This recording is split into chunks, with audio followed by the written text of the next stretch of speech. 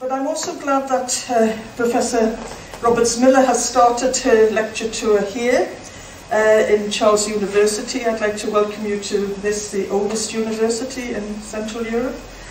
We as the American Center or US Embassy Prague are supporting through various channels, various programs, different programs on good governance, democracy. Vážená paní profesorko, vážené dámy, vážení pánové, dovolte mi, abych své úvodní slovo započala parafrázovaným citátem. Když se demagogie a podvod stanou národním politickým hnutím, my Češi jsme v nesnázích. Nejen demokraté, ale všichni. Nic nelze popřát nic jiného, než ať je kniha čtená, ať se líbí a ať se co nejvíc rozšíří. A zkrátka, ať je to nejlepší pro vás. A pro další doufám. Thank you so much. Thank you. Vítat vás a především Patrici na půdě Filozofické fakulty a Univerzity Pardubice. Velmi se těším na tu její prezentaci, na její názory a v rámci projektu etického vzdělávání. V tomto případě je to přednáška, kterou organizujeme ve spolupráci se společností říkám to správně. Ta knížka vychází tedy z popisu demagogie a má v sobě celou řadu příkladů a konsekvencí, jaké to má na politiku.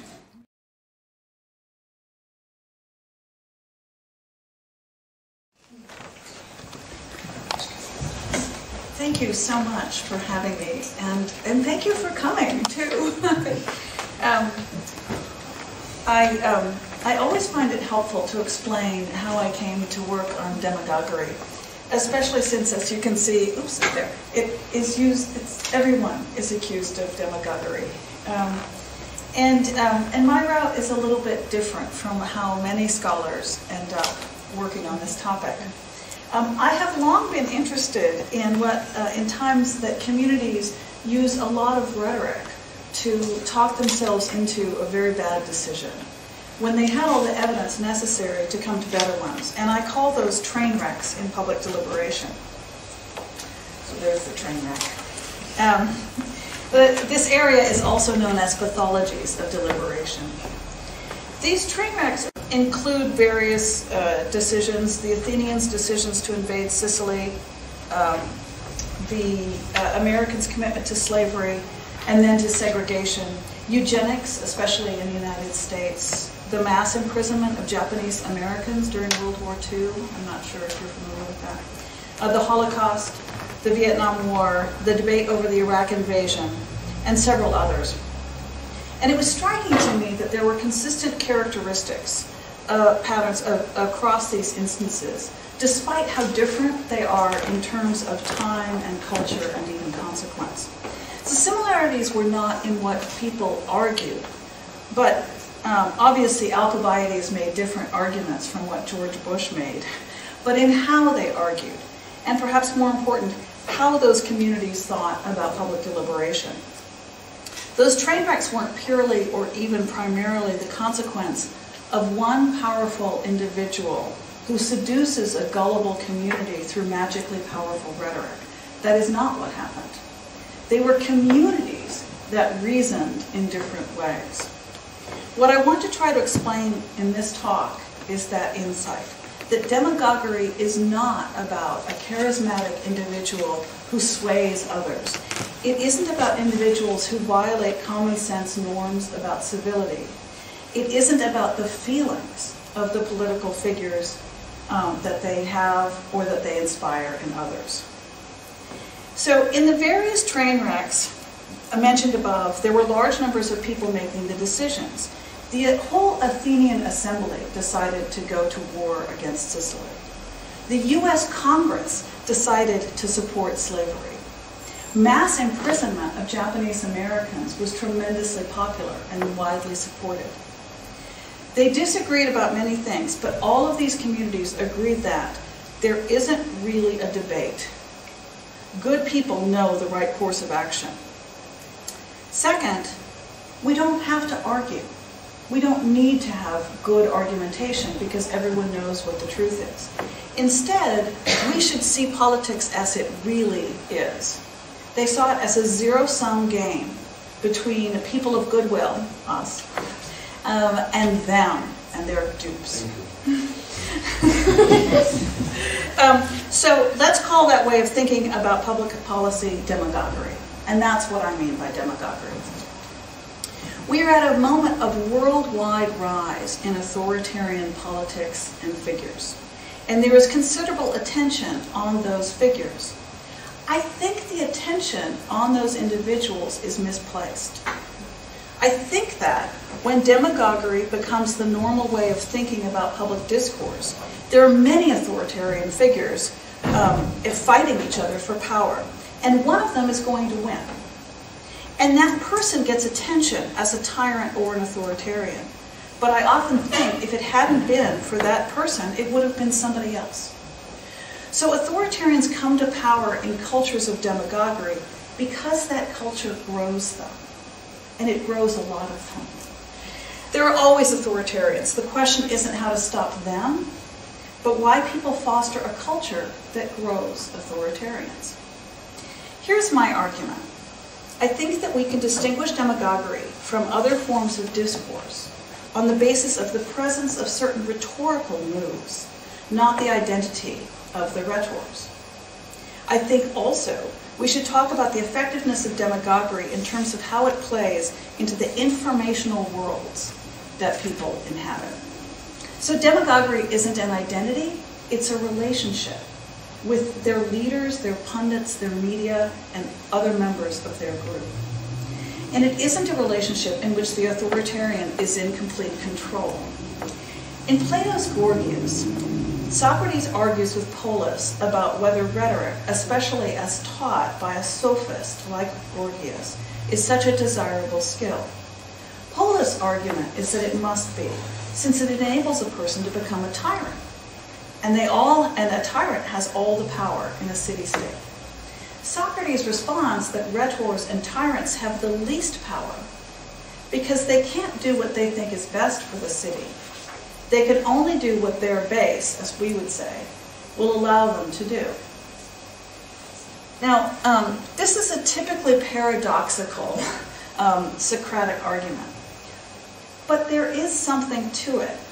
As we saw in the United States in December 2018 through February 2019, Donald Trump had insisted on funding for his wall between the US and Mexico, but he couldn't get all of it. So in December, he agreed to a compromise that got him some of the money. But this compromise was criticized by the political pundits, especially Tucker Carlson, who speak for his base. And so he reneged on his deal and shut down the government. He still didn't get the money, but the shutdown was hurting his popularity with his base. And so in February, he renegotiated a worse deal than the one he'd abandoned in December. That decision was greeted with criticism from his base, so he announced emergency measures, while saying he didn't really need emergency measures. So there was a similar chain of events in August of 2017, when he initially tried to pander to his racist base, supporting white supremacists in Charlottesville, Virginia. And then, when that support brought his approval rating to the lowest it had ever been or has ever been, he backed off of his comments. Does that make sense? So Trump can only operate within the parameters of approval set by his base. It's what Socrates said. The actions and the events of a demagogue and the beliefs of the followers are not monocausal. Hitler is the gold standard of demagoguery, and even with Hitler, it's clear that he wasn't an individual who single-handedly moved a nation to bend to his will. Ian Kershaw says, time after time, Hitler set the barbaric tone, whether in hate-filled public speeches giving him a green light to discriminatory action against Jews and other enemies of the state, or in closed addresses to Nazi functionaries or military leaders where he laid down, for example, the brutal guidelines for the occupation of Poland and for Operation Barbarossa. But there was never any shortage of willing helpers. Far from being confined to party activists, ready to work towards the Führer to put the mandate into operation. It is also useful to remember that the serial genocides and disasters of World War II could never have happened had Hitler been the only rhetor promoting his racism and visions of world conquest. He had a propaganda machine, and that propaganda machine existed before he came to power, before he even began making speeches in beer halls. After all, the Nazis did not write the protocols of the Elders of Zion. Hitler was drawing on normalized stereotypes about Slavs, Jews, Sintis, Romas, communists, homosexuals, Democrats, labor leaders, and immigrants. The racist assumptions behind his policies were widespread, often seen in movies, books, and plays from various countries. British thrillers from the early 20th century, such as those written by John Buchan, who wrote The 39 Steps, which became a Hitchcock movie, or Leslie Charteris, who wrote the Simon Templar series, rely on the paranoid assumption of a worldwide conspiracy of Jews entirely responsible for World War I. Robert Gallatley says, Nazi propaganda was not and could not be crudely forced on the German people. On the contrary, it was meant to appeal to them and to match up with everyday German understandings. Thus, far from forcing unwanted or repellent messages down the throats of the population, Hitler and the Nazis carefully tailored what they said, wrote, and especially what they did in order to win and hold the support of the people. Now, I'm not endorsing what is sometimes called the functionalist explanation of the Nazis, the notion that Hitler as an individual did not matter because the institutions were essentially driving themselves. I don't think that's the case. Ian Kershaw has described it elegantly. It was the combination of Hitler's personal fanaticism and charismatic leadership, a set of governmental arrangements and practices, conditions of the war, enthusiasm on the part of many people, and apathy on the part of many. What Timothy Snyder calls the serial genocides of World War II were not monocausal. In conditions of demagoguery, there are always lots of demagogues. That is, there are a lot of people arguing in a demagogic way. And much of that demagogic way has to do with how we think ideal public discourse works. I am saying that in a culture of demagoguery, the dominant sense is that we don't need to engage in policy argumentation. So I should explain what I mean by that term. I don't mean some kind of platonic ideal speech situation in which only experts or philosophers can engage. I mean something fairly straightforward and that can and probably should happen anytime people are deliberating a new course of action. So there are loosely two kinds of cases that participants might make. An affirmative, when you are arguing for a course of action, and negative, again, arguing against a course of action someone else has proposed. The affirmative case has two parts. So it has the need, showing that we have a problem, so we need a solution, and the plan, where the plan is explained and defended. Now within each part, there are certain what are called stock issues, or the Greek is stases. One is the need. So there is a problem. Two, it's very serious. That has to happen, obviously. Three, it is caused by X. Four, it will not go away on its own. Then there's the plan. Here's my plan. My plan solves the problem that I identified in the first part of my speech. Two, my plan can be feasibly accomplished. Three, my plan will not cause more problems than it solves. And a negative case simply refutes all or any of those other points. Now, what happens in a culture of demagoguery is that rhetors spend a lot of time on the need part of the case. Sometimes that's the only thing they talk about. Our community, they say, is threatened by the power or even just the presence of a dangerous outgroup. We are, this argument runs, faced with extermination, and we don't have time to deliberate. This is what the philosopher Giorgio Agamben calls a state of exception. So, let's talk about the Bush administration case for war. Every nation in every region now has a decision to make. Either you are with us or you are with the terrorists. Either you're with us, either you love freedom and with nations which embrace freedom, or you're with the enemy. There's no in between. You're either with us or you're with the enemy. That's clear. I will continue to make that clear. So,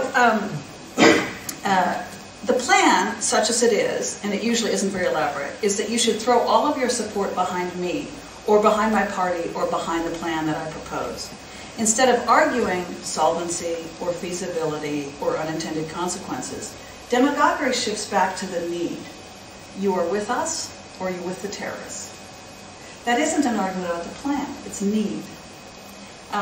Checking an argument against the Stacys is helpful for noticing when it goes off the rails. So, for instance, the Bush administration's case for the invasion of Iraq can be mapped on to that earlier thing in this way.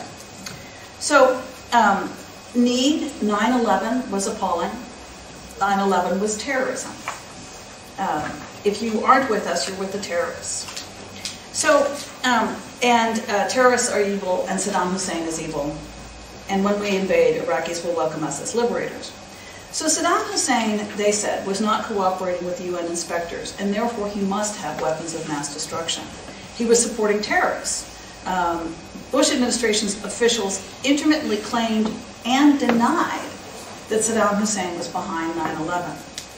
Sometimes they invoked the notion of the democratic peace, the hypothesis that liberal democracies don't fight each other, and Israel is a liberal democracy, so installing another one in Iraq will give Israel a Mideast ally, and vengeance for 9/11, or the notion of an incomplete job in the Persian Gulf War.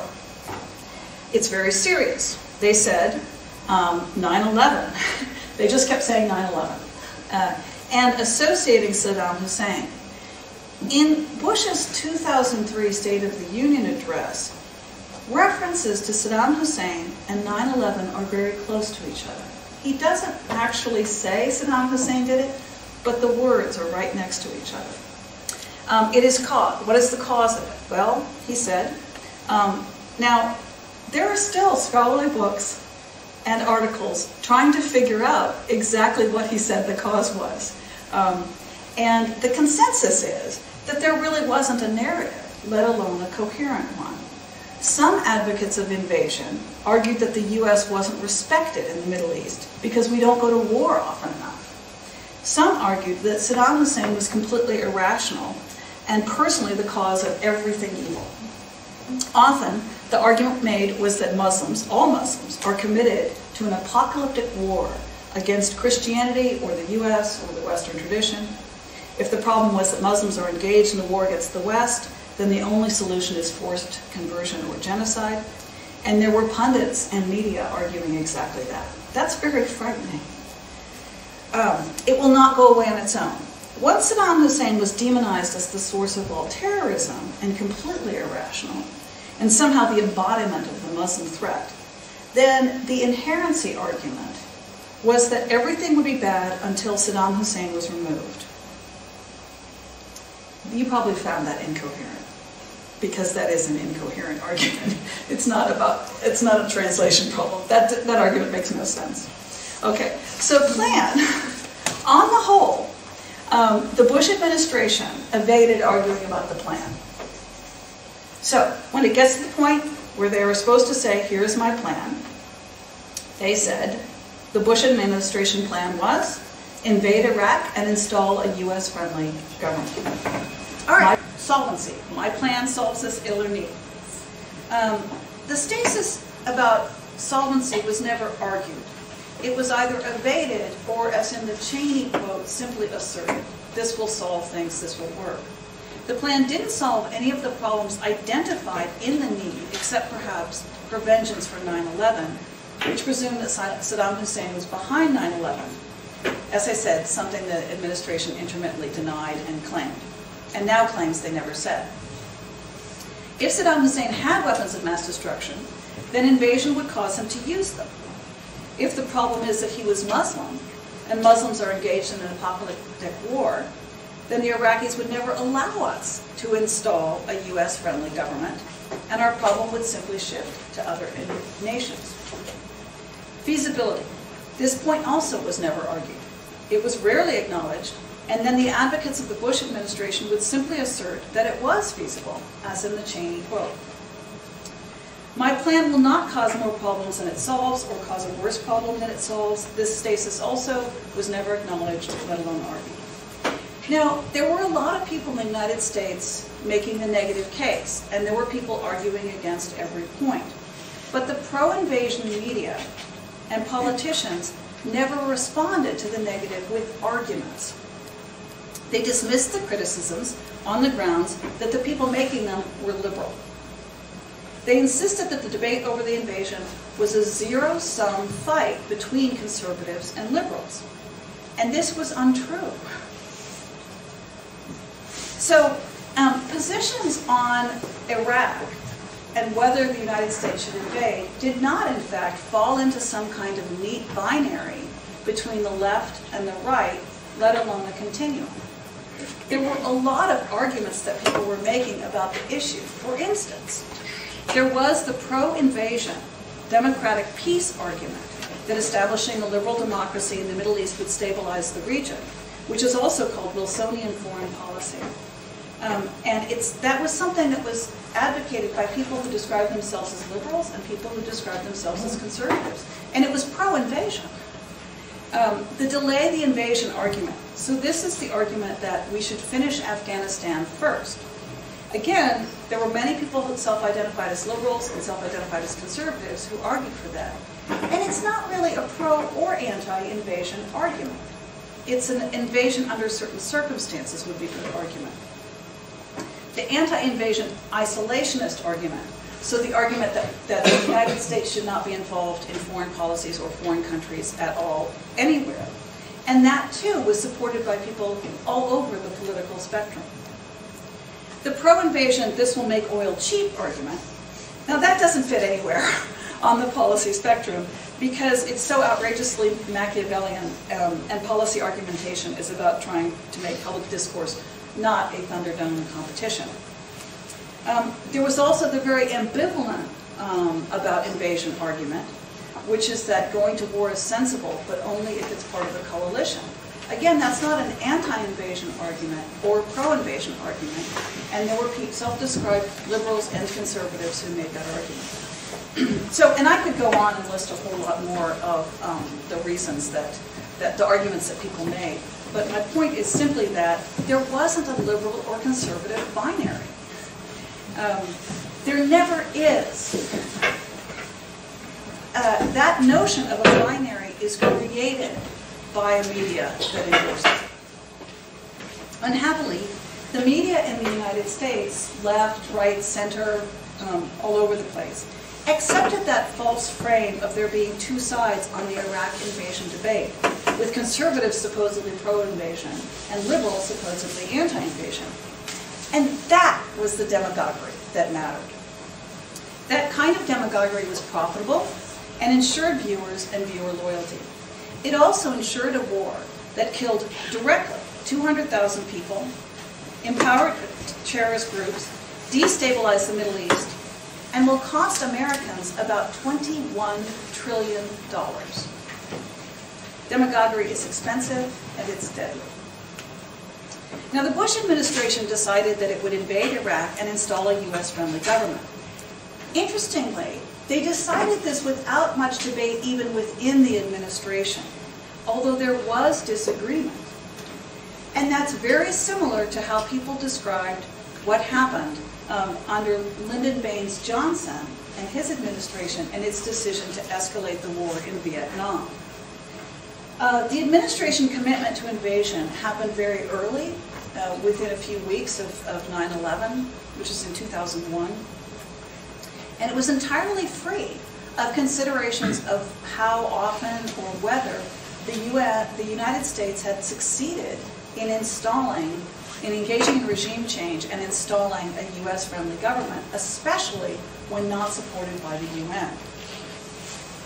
But the Bush administration also decided, and this was their most important decision, that this policy would not be up for public debate. They decided they wouldn't engage in public deliberation about the issue of the Iraq invasion, but they would instead sell, and that's the word they used, sell the invasion to the American public in a kind of rhetorical Machiavellianism. Had they been committed to a public deliberation of invading Iraq without international support, they would have had to think about and include all those various positions mentioned here. And they didn't. They decided they were right, everyone else was wrong, and they would sell their position, and they did so by presenting invading Iraq as the conservative position and opposing the invasion as liberal, which they characterized as soft, pro-terrorist, anti-American, effete, intellectual, politically correct position. When supposedly liberal media accepted that frame, that this was a fight between conservatives and liberals, that media colluded with the subversion of policy argumentation. And they did, and they shouldn't have. Okay, so the decision to invade Iraq was a debacle with tragic consequences and one entity entirely at fault for that error: Americans, who chose to consume media that made it a zero-sum contest between us and them. Okay, I'm a dog and cat fanatic. And so all of our animal housemates are rescue animals. And they often come, as many of you might know, with complicated backgrounds. So I've spent a lot of time training with experts on dog behavior. What I have had to learn is that I get the behavior that I reward. If I feed a dog at the table, I really shouldn't whine about a dog that begs at the table. I rewarded that behavior, and dogs are rational. If I click on and share articles about how awful they are and ignore complicated assessments of my position, I shouldn't whine about a polarized public. I created it, I rewarded it. Bush lied. He's a politician. They lie. Also, there is no Santa Claus, and I have very bad news about the Easter Bunny. They lie because lying works, because lying is rewarded. If we don't want politicians who lie, we need to insist on politicians who don't. And that means we need to stop rewarding media that repeat the lying lies of lying politicians. And the biggest lie is that there are only and always two sides. Now, for instance, in American public policy, it would be much more useful to think of people in terms of this matrix. So this one, there are a lot of them, but this one works by the left-right axis is the extent to which you endorse what are traditionally considered Democrat versus Republican policies. The up-down axis is authoritarian versus libertarian in the sense that the extent to which you want that your policy is forced on people. Okay. Here's another one that's useful. So this is another non-binary way to think about American politics. This is from the website 538.com, which is very interesting on American politics. And you can see, instead of a continuum, for the Republicans, it has, again, much more like a scatter plot. The one on the left is an analysis of a current Democratic candidate, Amy Klobuchar. And again, it's not a continuum, it's showing the various points on that. This is also useful. Am I way off script? No. Okay. Okay, here's a non-binary way to think about American media. And, you know, my argument is the best response to demagoguery is for us to get out of our informational enclaves, our little caves that we live in, where we only hear what we already agree with. So, but if you think about media not as a left-right, then you can see that there are all these different kinds of positions that might happen.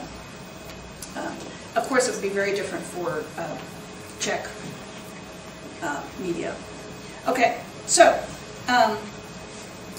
now were the media or political figures oriented toward inclusive and rational public deliberation about our policy options, they would never present issues in a binary or even a continuum. They would do something like one of those others. But they do. Because a medium or political figure who presented political issues in full complexity would never get clicks or votes. Imagine, you can click on something that says, your understanding of the situation is actually problematic, and there are a lot of good possible responses other than yours. Or you can click on something that says, it's really simple, you're totally good, and they're totally awful. Presenting issues as a binary between the obviously right and the obviously wrong gets clicks because when we look at a problem, we can see the solution that would improve our lives. If I look at a problem from my perspective, I can see what should be done. And it naturally seems to me that my perspective must be true. But what if the government doesn't enact what I think should obviously be done? How do I explain that? Okay, I can explain it in 3 ways.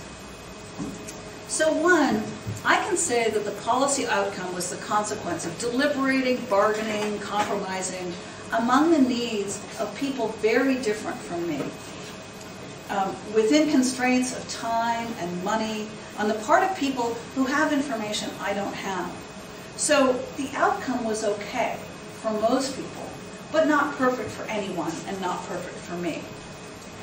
Or I can say the policy outcome was the consequence of corruption and incompetence, and so as a community, we need to enact the policies that will reduce that corruption and increase the competence of our political leaders.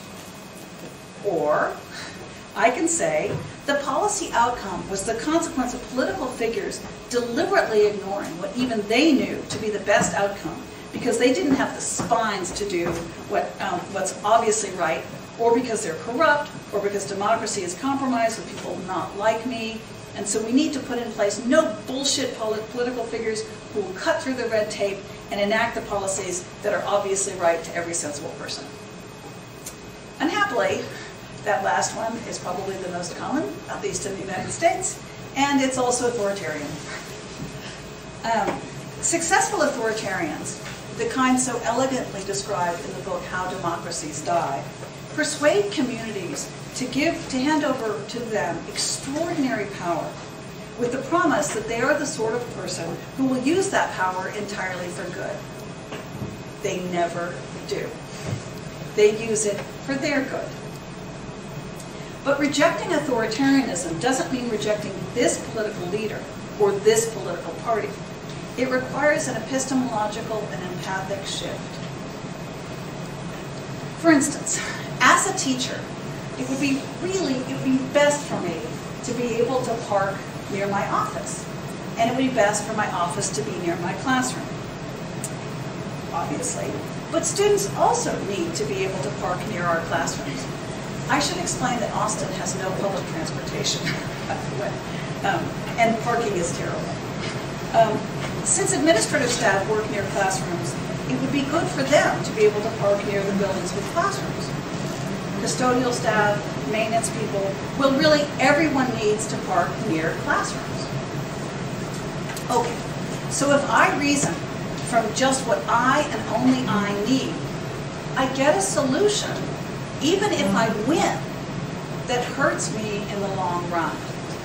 First, my university will grind to a halt because we're having this huge fight among all the people who have to work together for a university to work. And we will ignore the shared goal of the university working well. Second, if I win, my students and staff have trouble parking in a way that enables them to work with me. My students will not be able to get to class. Producing the optimal solution requires that I think beyond a zero-sum relationship to goals that we all have. I have to think beyond me to what the policy might mean for others, I have to acknowledge that determining the best policy is not immediately obvious to me. That isn't much fun, though. Turning parking into some kind of reality show where we're kicking people off the island is way more dramatic and fun than the boring drudgery of determining an inclusive and sensible parking policy that will inconvenience everyone to some extent. I can feel a pleasurable outrage at how stupid a policy is that doesn't make sense to me, but trying to understand a policy from the perspective of all the relevant people doesn't involve that really fun us versus them outrage.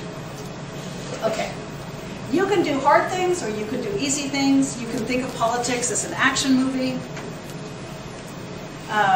in which the hero kicks the asses of the obvious villains with some really cool explosions along the way. In which case, you'll end up endorsing authoritarianism and demagoguery. You can have a dog that begs at the table, or one that doesn't. Our problem isn't that our media or our political figures are bad.